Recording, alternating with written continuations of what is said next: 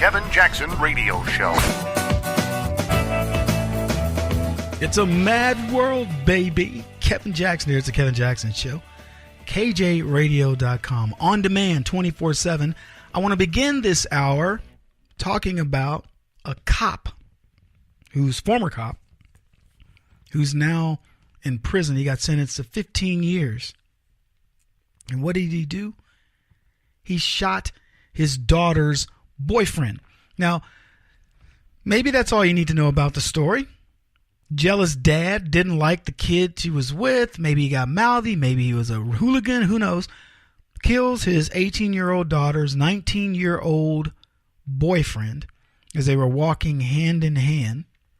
And the mother's complicit too. She's also a former cop. She confronts the couple. They have some words, blah, blah, blah, blah, blah.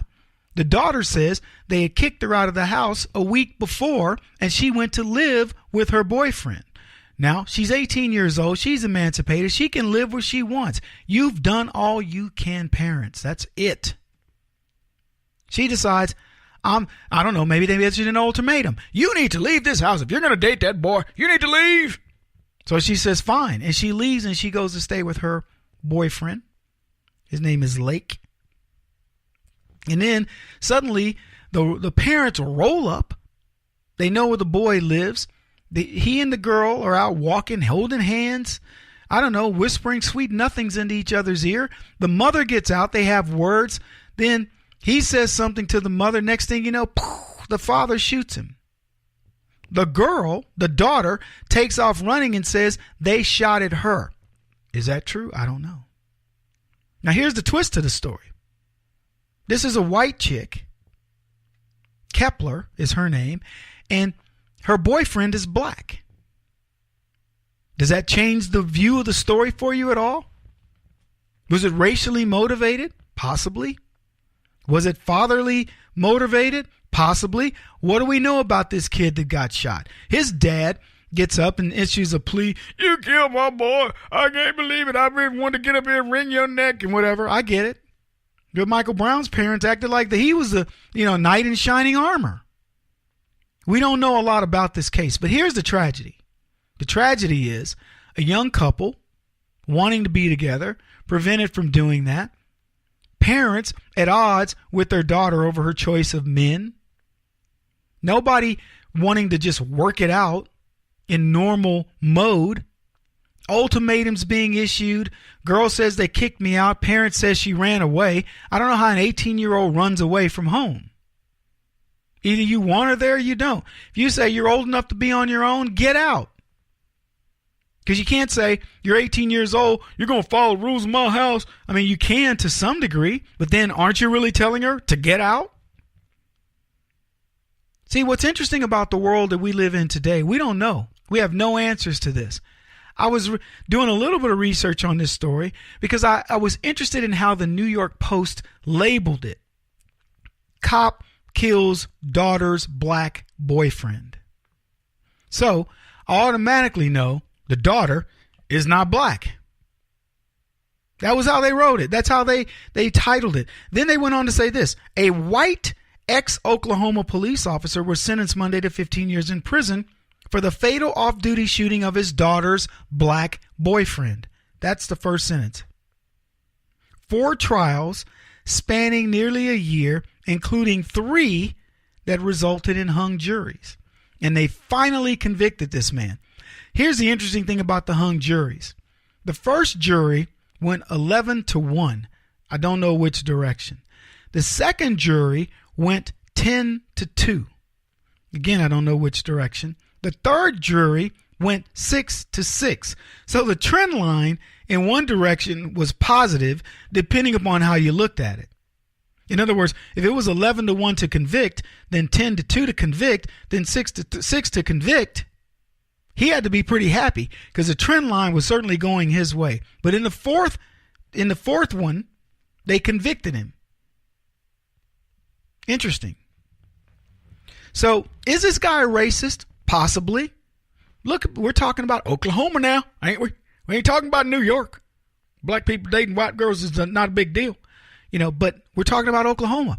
which already gives you that, oh, there it was. There's the deep South. But maybe the dude was just a bad dude. It isn't like Oklahoma doesn't have interracial relationships. We know nothing about it, do we? The father said, no, I went to protect my daughter. She was living in a very rough area of town.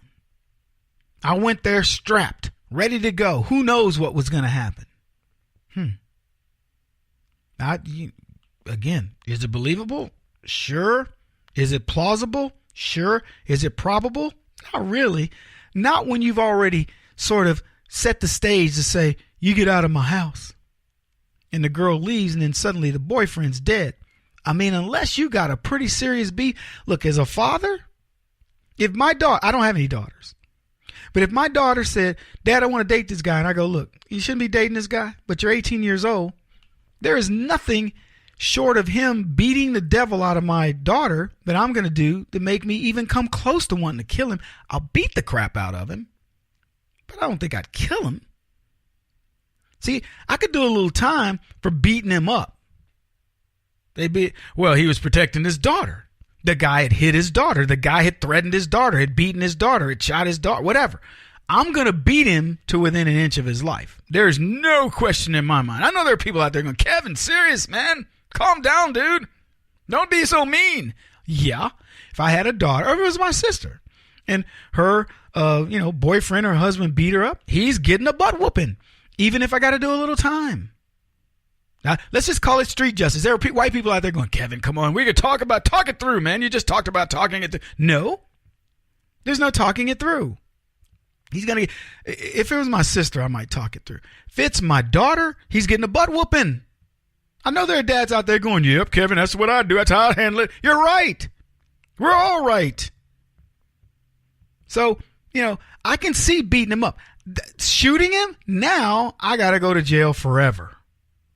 It has to be pretty serious. He's beaten her, tried to kill her, but it doesn't sound like that. She's mad at the parents. She's going, wait a minute, they shot at me after they shot him, I took off running. I don't know if that's true. I don't get it that it rose to the level of that much violence. But we don't know the story, do we? Because the flaky left won't let us know. We can't get to the truth because we have all these colors and all these other nuances to the story. That's what we're about today. Keep it in. This is the Kevin Jackson Radio Show. Do you owe back taxes to the IRS or state? The secret to avoiding the IRS nightmare is to seek professional representation.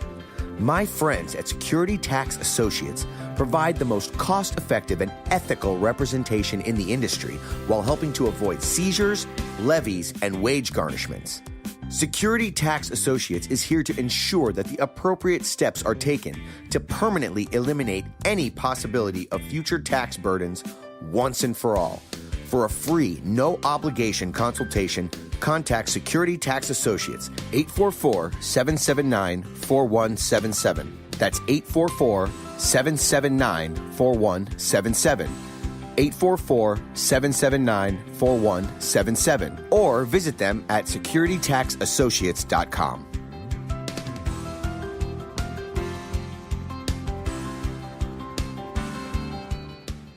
Beth Cook Moranville, author of Closer Than Your Breath, a book of hope. Hope, that wonderful, wonderful 4-letter word that you may feel completely out of. I wrote this book to give you great hope. It's not too late. If fetal position is an all too familiar place for you, I understand. If the next 60 seconds are too long, this book is for you.